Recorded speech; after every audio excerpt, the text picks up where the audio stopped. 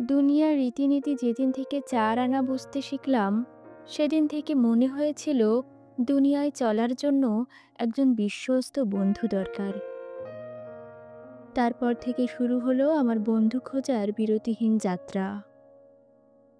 প্রাথমিকের গণ্ডি পেরিয়ে মাধ্যমিকে এসে জানতে পারি দুনিয়াতে আবার সবার বন্ধু থাকে না।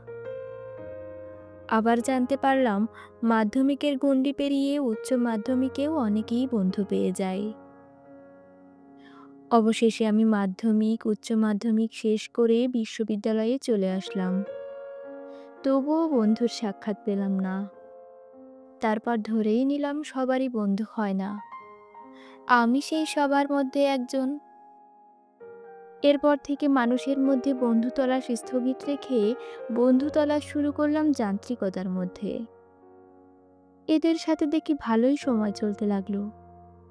কিন্তু এরা না চিরদিন সঙ্গে থাকে না, এবং কোথায় যেন একটু শূন্যতা অনুভব করলাম, সাথে একরাশ হতাশা। পরিশেষে বই দিল আমার বন্ধুত্বের পূর্ণতা। সামান্য যত্নে রাখলে কখনো ছেড়ে যাওয়ার ভয় নেই। অনায়াসে হাসাতে পারে, আবার কাঁদাতেও পারে। কখনো বা পাশে থাকে অনুপ্রেরণা দিয়ে।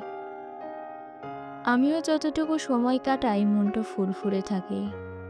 অতএব বই হলো আমার সেই বিশ্বস্ত বন্ধু।